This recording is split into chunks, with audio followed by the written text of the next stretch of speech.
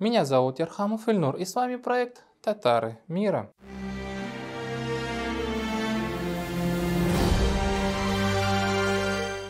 Недавно научные сотрудники Института языкознания Российской академии наук заслушали доклад башкирских этномародеров о том, что якобы в нашем мире, в природе, существует северо-западный диалект башкирского языка.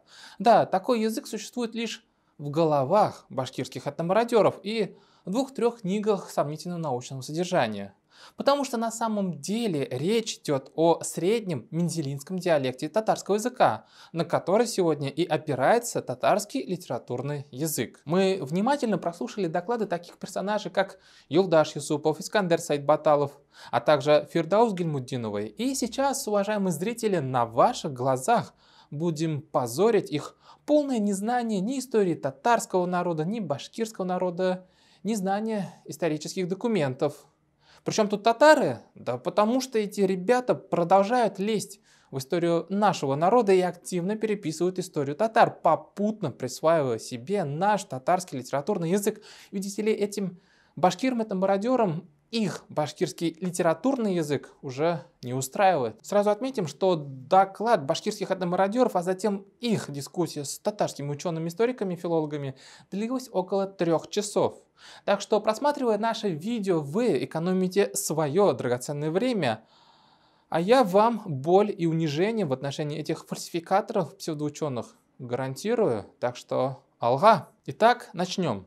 Сначала давайте зададимся вопросом, с чего это вдруг Российская академия наук, с чего это вдруг ученые из Института языкознания вот так вот вдруг взялись заслушать доклады Юсупова и Сайдбаталова.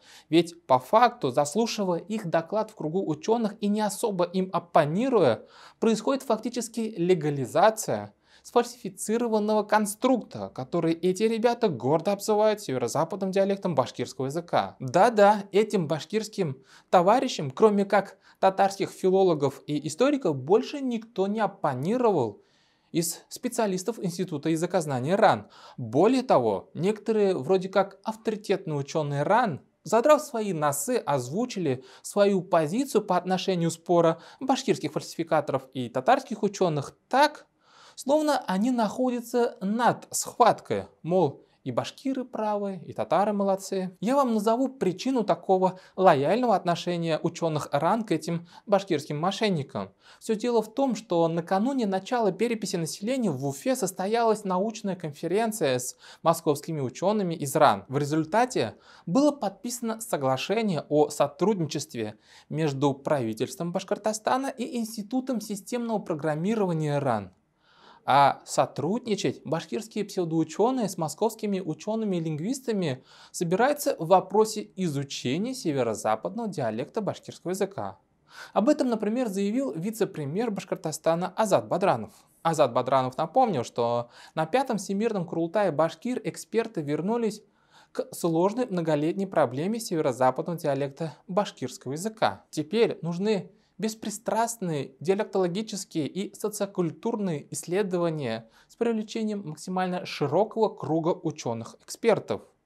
В этой связи мы рады, что Экспертный совет Федерального агентства по делам национальности России ФАДН принял наше приглашение и надеемся, что сотрудничество экспертов республики с коллегами из ФАДН станет доброй традицией. Отмечу, что от имени Башкортостана в этом самом экспертном совете ФАДН присутствует сам вице-премьер Азат Бадранов, а также Юлдаш Юсупов и Азат Бердин. В общем, получается, что за счет бюджета Башкортостана, за счет денег жителей республики, в том числе и татар Башкортостана, какие-то мутные ученые-филологи из Российской академии наук собираются легализовать научно северо-западный диалект башкирского языка, а объективность этому будут придавать через экспертный совет ФАДН, куда входят сами эти этномародеры.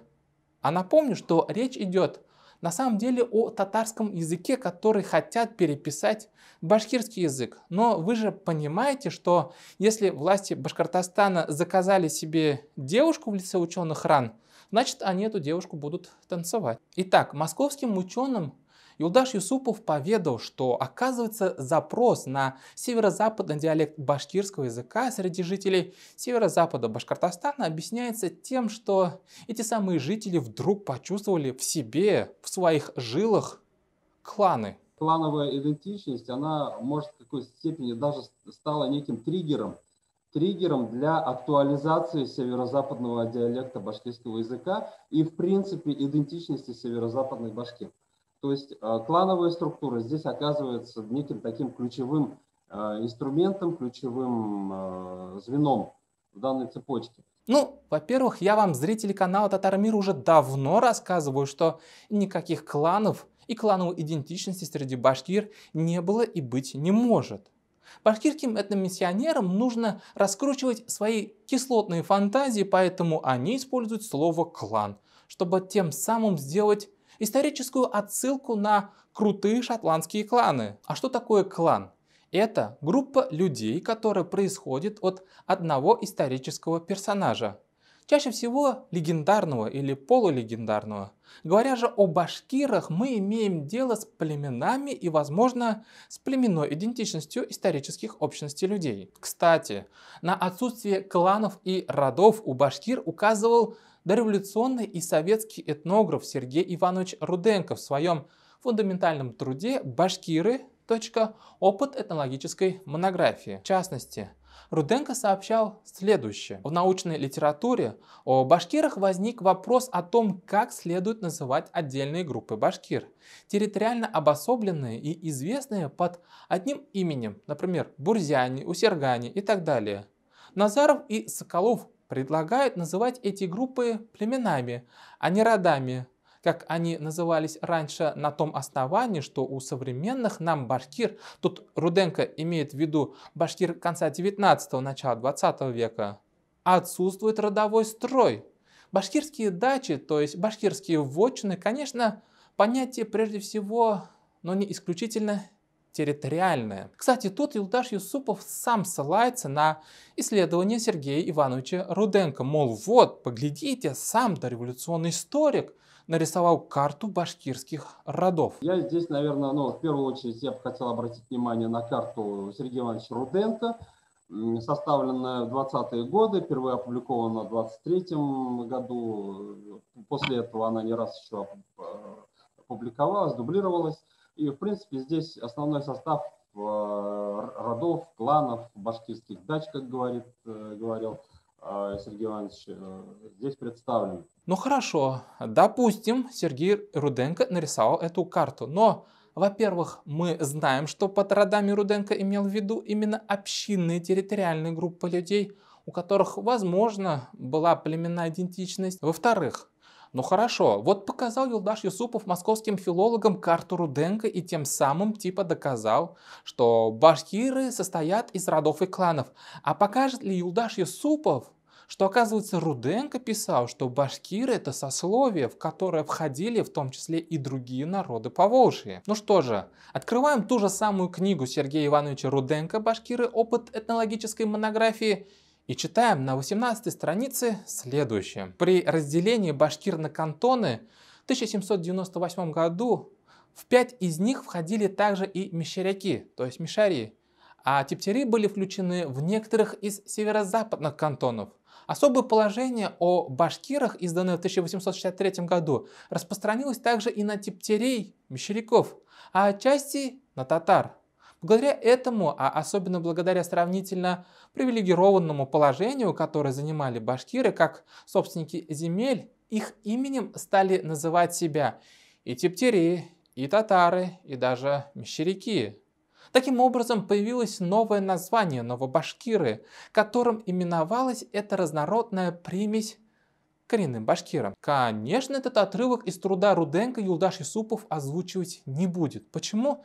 Да потому что у него главная задача как можно больше развешать на уши лапши, а у московских лингвистов навешать на себя предлагаемую лапшу. А вот тут Юлдаш Юсупов травит свою излюбленную байку, мол, у татар никогда не было татарского языка до начала 20 века, что на самом деле речь идет о некоем мифическом и легендарном поволжском тюрки. Послушаем его. Ранее на самом деле функционировал действительно общий язык поволжский тюрки. Именно на его основе нарождавшиеся национальные интеллигенции, и башкирская, и татарская в данном случае, создавали свои варианты новых литературных языков. А язык же самого населения, вот ранее до модерного периода, до революции, ассоциировался с его этнической принадлежностью, но он не был кодифицирован. Иными словами, фальсификатор Юсупов хочет нам сказать, что как только прошла революция 1917 года, как только татары получили татарскую АССР, а башкиры получили башкирскую АССР, мол, только тогда у татар и у башкир появились литературные языки. Во-первых, у татар и до революции был татарский язык.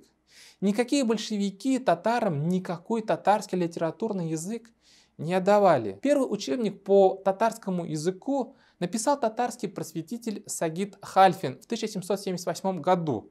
Азбука татарского языка с обстоятельным описанием букв и складов. Во-вторых, на каком языке писал великий татарский писатель-поэт Габдулла Тукай? А ведь он умер в 1913 году, то есть за 4 года до революции в 1917 году и за 7 лет до образования Татарской АССР. Или что, Юлдаш Юсупов будет отрицать существование Габдуллы Тукая? Или Тукай писал на этом мифическом языке поволжский тюрки?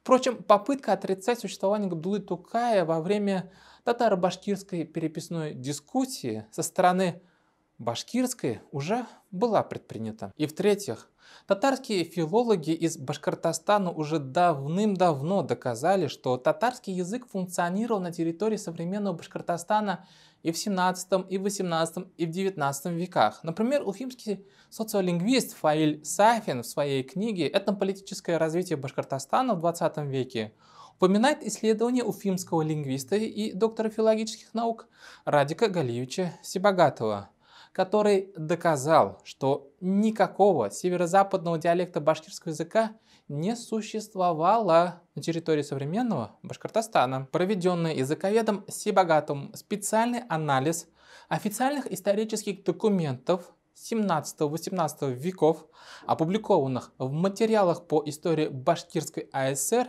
и изданных в Москве в 1936, 1949, 1956 годах, показал несостоятельность утверждений башкирских ученых о том, что язык северо-западных башкир прежде был башкирским.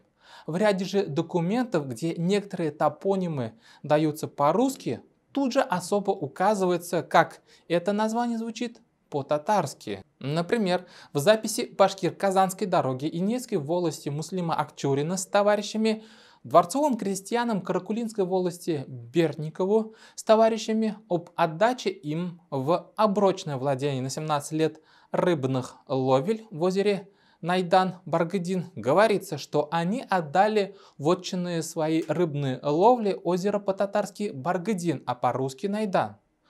В другом документе также указывается название озера. По-татарски Юлберды, по-русски Ладейшное, или по-татарски Улукуль, по-русски Дербешинское и так далее. Вотчинные свои озера по-татарски Кишкинды, а по-русски Осакаревое, а также перевод с приобщенного при сём татарского письма.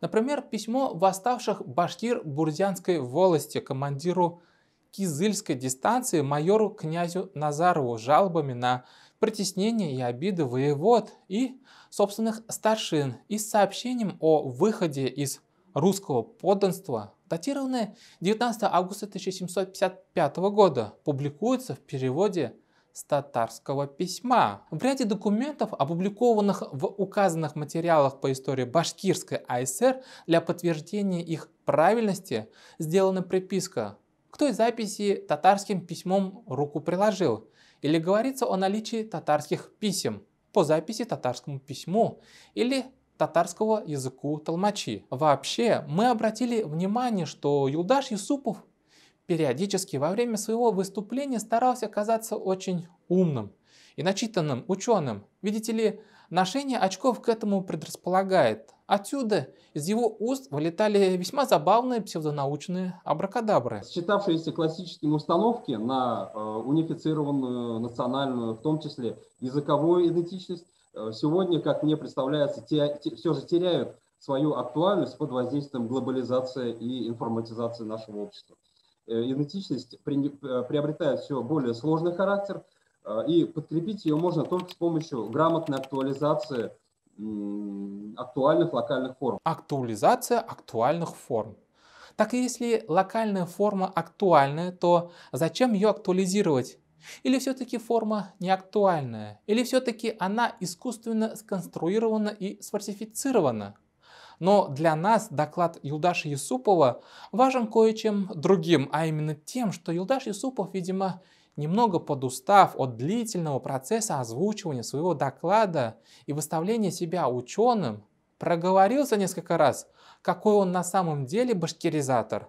И плевать он хотел на права татар северо-запада Башкортостана говорить и учить на своем татарском языке. Попытки внедрения, если уж мы говорим о литературном башкирском языке, то, собственно, здесь уже, наверное, для большинства и ученых, мне кажется, и для общественных деятелей Башкортостана очевидно, что попытки внедрения башкирского литературного языка в зону действия северо-западного показали свою, откровенно говоря, неперспективность. Напомню, что Юлдаш Юсупов еще 8 июля 2016 года во время Шажара Байрама в Дюртюлинском районе в самом городе Дюртюли делал доклад, почему на северо-западе Башкортостана говорят на татарском языке и что с этим делать.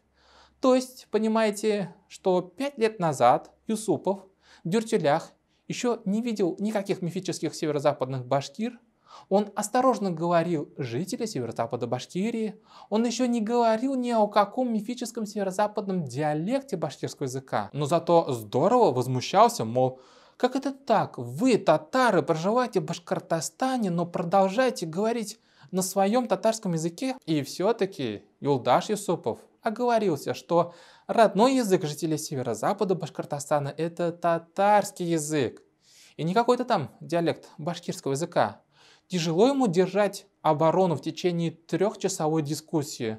Вот, сами послушайте внимательно. Сколько я знаю, в Башкортостане татарский язык в советское время был все-таки официальный. Какой-то статус был. Но я точно не знаю, в какие годы это было, почему такая необходимость возникла и что это реально давало на практике. Вот если кто-то в курсе этого, то я был бы благодарен, если бы рассказал об этом подробнее. Действительно, да, государственным языком был где-то в 70-е годы, к сожалению, у меня под рукой нет точной цифры. Был государственным языком, потом государственным языком остался только башкирский. Что касается языков, точнее часов, то, конечно, здесь это актуальный вопрос, и это самый, наверное, главный вопрос, который всегда затрагивается, а как будем делить часы, да? Но на самом деле, Медин сказал об одном часе, один час это относится к государственному языку, это особенность Башкортостана, есть государственный язык, у него 1 час, есть родные языки. И, в принципе, родные языки – это вариативная часть программы, школьной программы, где есть чувашский, башкирский, татарский. Именно вот об этих часах и идет речь в данном случае. Да, то есть на северо-западе дети традиционно в большинстве своем выбирают, понятно, государственный башкирский язык, литературная норма современная, и уже как родной у них уже идет у большинства татарский. Чтобы эти мифические явления, то есть северо-западные башкиры или северо-западный диалект башкирского языка, имели хоть какое-то реальное воплощение, Юлдаш Юсупов в качестве примера привел общественную организацию «Без Башкортлар». Перейду уже к современности, тем более время немножко поджимает, перейду к современности. Здесь я рассмотрю, собственно, именно опять тот самый социальный феномен в виде северо-западных башкир. Сегодня у нас появляется достаточно интересный такой процесс идет, который мы наблюдаем в последние несколько лет. Была сформирована, в частности, общественная организация северо-западных башкир «Без Башкортлар», которая достаточно регулярно проводит свои мероприятия. Мы с ними достаточно тесно контактируем, взаимодействуем. Достаточно активно идет работа в данном направлении. Я в одном из своих прошлых выпусков уже рассказывал, что из себя на самом деле представляет эта общественная организация «Без Башкортлар». Странно, что Юсупов как-то стесняется рассказать, что организация эта на самом деле создана в рамках Всемирного Курултая Башкир в административном порядке. Ну а кто такие новейшие северо-западные башкиры? Это в основном районные функционеры партии «Единая Россия» и так называемые интеллигентствующие бюджетники и профессиональные башкиры, которые получают зарплату только за то, что являются башкирами и больше ничего полезного для общества не делают. Со докладчиком Юлдаша Юсупова перед московскими лингвистами стал Искандер Сайтбаталов. И вот какую очень важную вещь озвучил этот мародер Сайтбаталов. При обсуждении северо-западного диалекта, его лингвистических характеристик, башкирское языкознание, ну и я в том числе, придерживаются такой общепринятой в диалектологии бывшего Советского Союза нормы о том, что при разграничении языков, диалектной принадлежности идиомов в рамках континуума принципиальное значение и такое дифференцирующее значение имеет этническая принадлежность, этническое самосознание носителей вот этих пограничных и спорных идиомов. Как понимать слова Сайтбаталова? Другими словами, завсегдатый барбершопов Сайтбаталов нам хочет сказать, что вертел он все вот эти вот филологические разборки, как правильно будет произносить сыт или хэт, бармым или бармаем одним местом. Для него самое главное в пограничье диалектов и языков что? Этническое самосознание. Замечу, что нам это говорит типа филолог-лингвист. Только вот этому филологу-лингвисту глубоко наплевать на лингвофилологические студии. Ему важно, как жители северо-запада Башкортостана записывались или сами выражали свое этническое самосознание. Ну что ж, никто Искандера Сайтбаталова за язык не тянул. Вот, например, книга «Татары Уфимского уезда», где есть очень детальная информация по деревням и районам северо-запада Башкортостана, где местное население, по данным первых 4 ревизских сказок, записано как татары. Ну вот так, значит, Искандер. Раз записались татарами, значит и язык у них татарский. Не так ли? Основываемся прежде всего на данных исторических источников. Ну, собственно, еще в X веке через междуречье Волги, Урал прошел Ибн Фадлан, он там башкирское население зафиксировал. Искандер Сайтбаталов тут решил повыпендриваться, похвастался тем, что сам Ибн Фадлан зафиксировал башкирское население 1000 лет тому назад.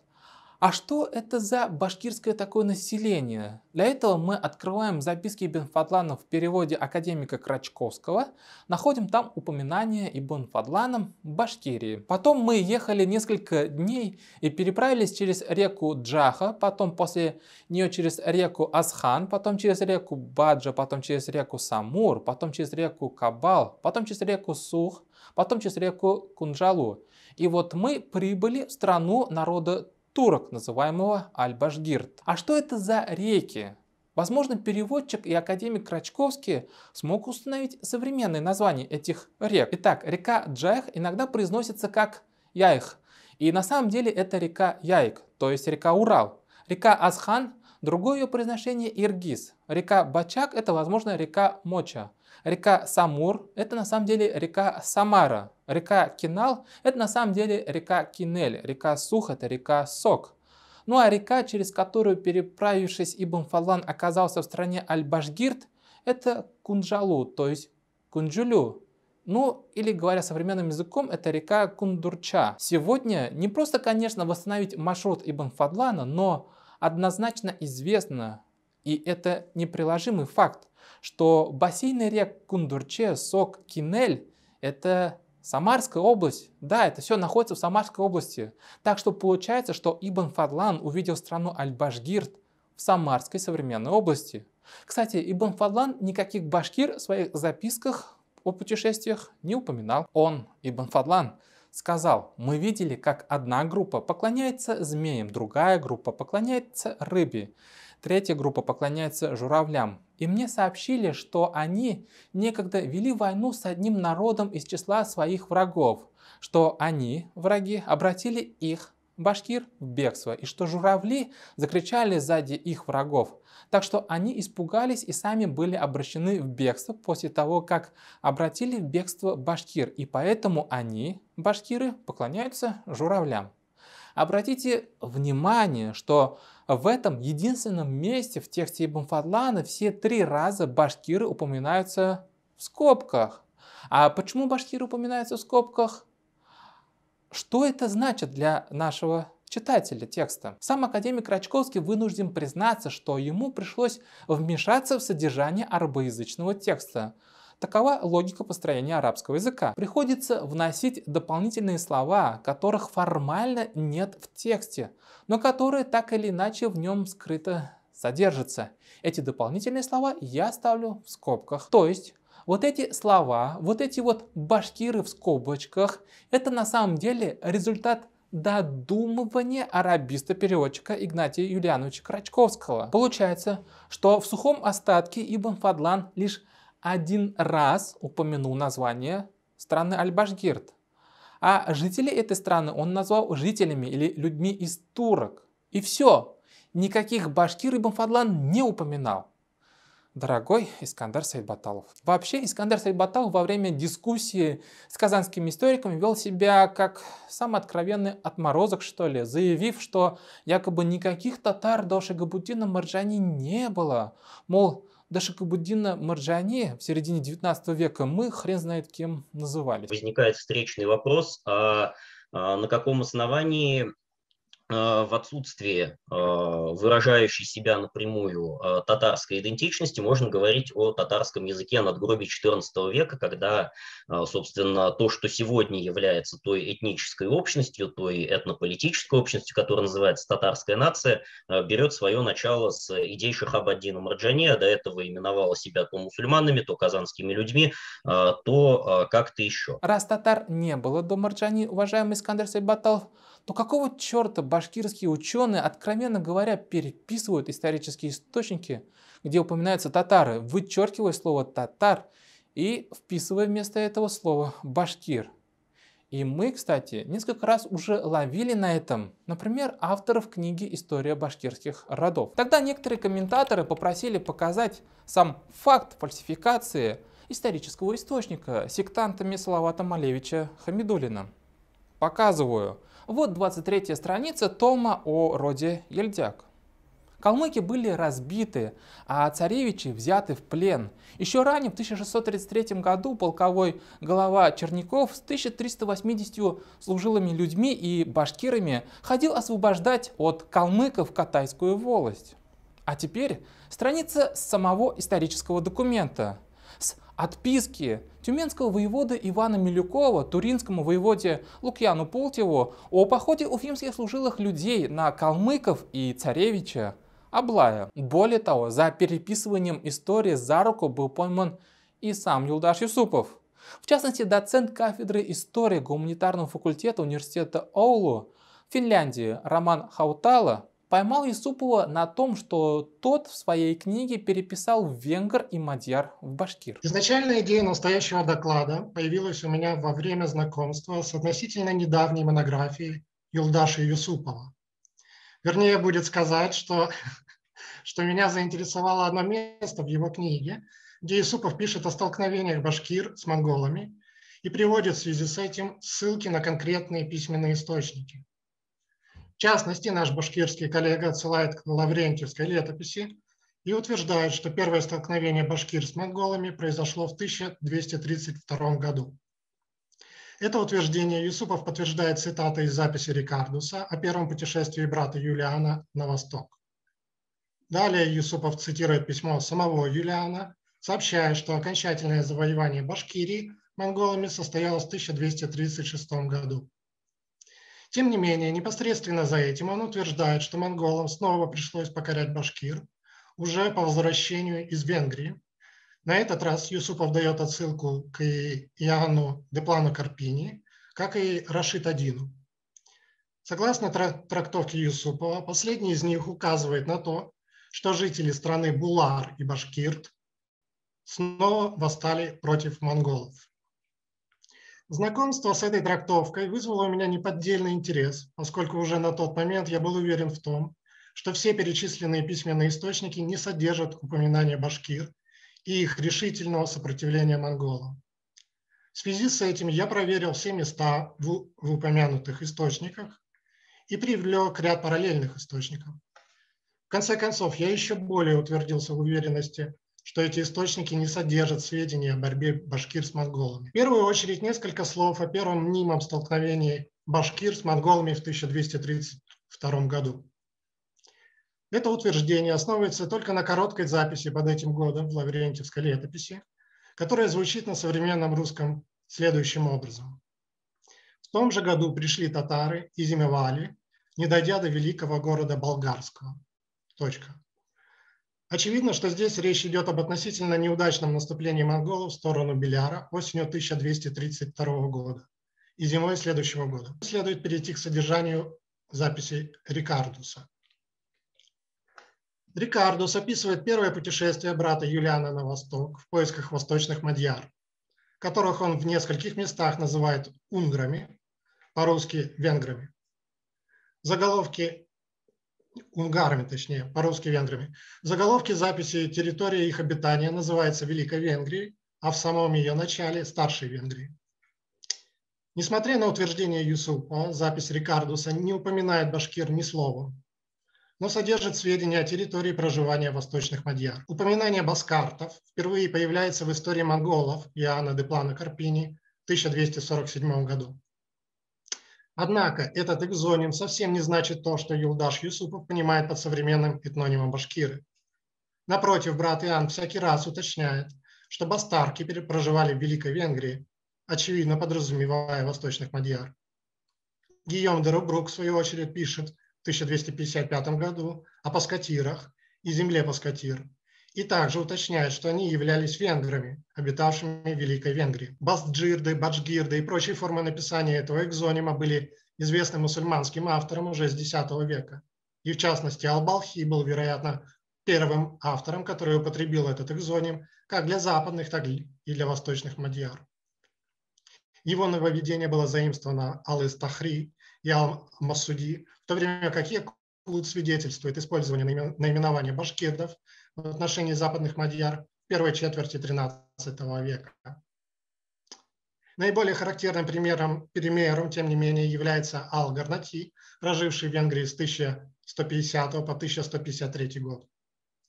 В своих трудах он именует западных мадьяр исключительно башкирдами и использует этот же экзоним в отношении восточных мадьяр. И в заключение несколько слов о мнимом повторном подчинении башкир у Рашид-ад-Дина в трактовке Юсупова. Наш башкирский коллега ссылается в данном отношении на то место в сборнике летописей, где Рашид-ад-Дин пишет о начале западного похода Бату и кровопролитном сражении с буларами. Юлдаш Юсупов особо выделяет то место, в котором Рашид-ад-Дин утверждает, что несмотря на поражение жителей страны Булары башкирт не подчинились монголам. Это с точки зрения Юсупова является свидетельством восстания башкир и их решительного сопротивления монголам. Сравнение с работой Джувини, тем не менее, показывает, что Рашид-ад-Дин почти дословно заимствовал у него этот фрагмент, хотя и поместил его в другом месте. Джувини в этом заимствованном месте пишет не о башкирах, а о келарах и башкирдах, то есть западных мадьярах, и относительно многословно описывает вторжение Бату в Венгерское королевство и особенно битву на Шайо 11 апреля 1241 года.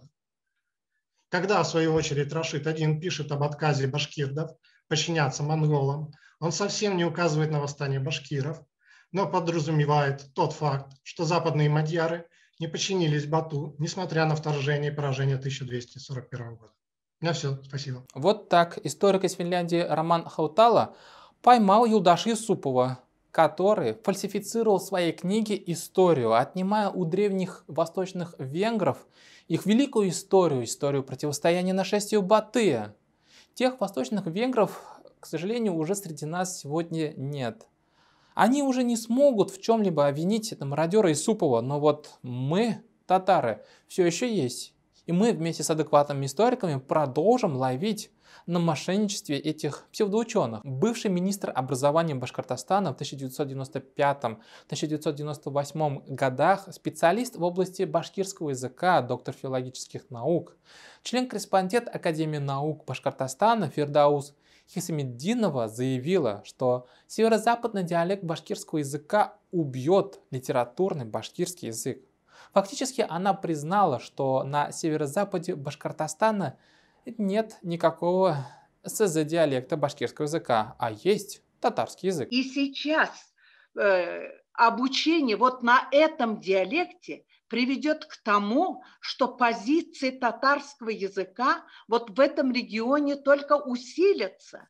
А если мы введем обучение на этом, обслуживание культурное, скажем, литературы, телевидения и так далее, все это приведет к тому, что позиции башкирского языка вообще потеряются.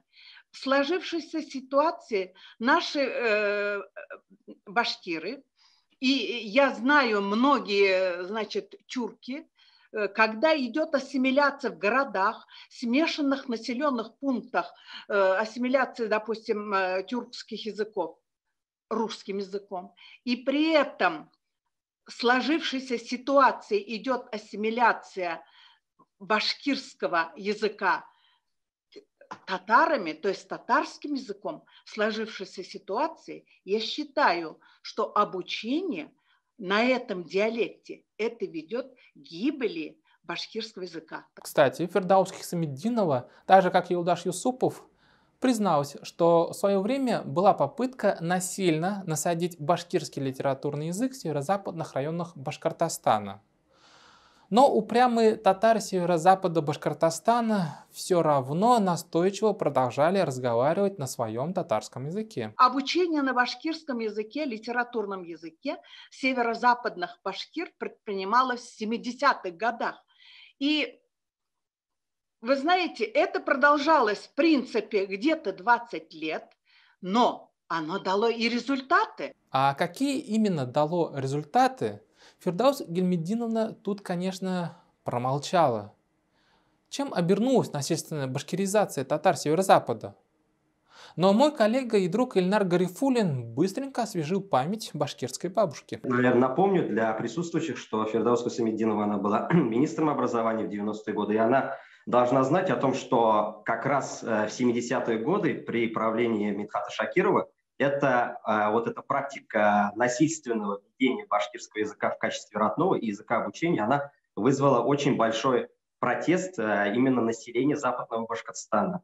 Потому что в течение 80-х годов шли постоянно письма, поток писем ЦК КПСС, и на основании этого потока писем, в том числе в 1987 году, все правление башкирского обкома КПСС было отправлено в отставку, в том числе с формулировкой за нарушение принципов ленинской национальной политики. А как повели себя московские лингвисты? Да безобразно. Во-первых, никто из них абсолютно никак не оппонировал башкирским этнофальсификаторам. Например, московский ученый Анна Дебо откровенно дистанцировалась от спора между башкирскими и татарскими учеными, навесив на обе стороны комплименты. Я хочу откреститься от того, что я имею какие-то этнополитические воззрения на тему, значит, татарской или башкирской принадлежности куска бывшей Уфимской губернии. Вот таких воззрений у меня, правда, нет. Татарская и башкирская диалектологии обе очень хорошо развитые науки. Они среди тюркских диалектологий, может быть, одни из лучших обе. Татарская, может быть, немножко лучше башкирской. Должны ли мы выбрать из двух терминов мензелинский диалект татарского или нижнебельский диалект башкирского, я не знаю, как между ними выбрать. Ну, конечно, Анна Дебо, московский лингвист-тюрколог, не будет так публично определяться, за какую ей сторону нужно вставать. Для нее безопаснее будет занять промежуточную позицию, то есть над схваткой. Какую девушку правительство Башкортостана заказывало в деле легализации северо-западного диалекта, значит, Эту девушку это правительство и танцует, напомню я вам. И напоследок, Саид Баталов тут опять включил в себе умника ученого и обронил парочку слов о результатах переписи населения в Российской империи в 1897 году, на которую обожают кивать башкирские этномародеры. Мол, смотрите, мол, в 1897 году обнаружилось около 900 тысяч башкир в России. 1897 год, перепись по родным языкам дает нам очень красноречивые цифры. 53% населения Бирского уезда, 52% населения Белебеевского уезда идентифицируют себя как башкиры. То есть, что там могло стоять за таким фактом, это остается необъясненным, и это серьезный такой вопрос к нашим казанским коллегам и исследователям. Не-не-не, Искандерчик. У казанских ученых вопрос о проведении всероссийской переписи населения в 1897 году в Уфимской губернии уже давно прояснен. И мы прекрасно знаем, что произошло с татарами тогда во время переписи. Татарское население Уфимской губернии было взволновано тем, что грядет не перепись, а их крещение. Тем более во время переписи их предлагалось переписать именно как крестьянин, что созвучно слову христианин. Чтобы татары не бунтовали, уфимский губернатор Богданович разрешил им вспомнить свои былые сословные обозначения, то есть башкир, и так переписаться. А в Санкт-Петербурге же счетоводы более 900 тысяч переписных листов жителей Уфимской губернии переписали, заменив обозначение башкир на крестьянин, а из сословного обозначения башкир сделали родной язык башкирский. Хотя огромная масса сословных башкир в качестве родного языка указала татарский язык. Я по поводу этого ранее уже делал выпуск. Если Искандер Саид Баталов не видел, киньте ему ссылку, что ли, на мой материал. У казанских историков и специалистов есть все ответы по переписи населения в 1897 году, так что не надо умничать.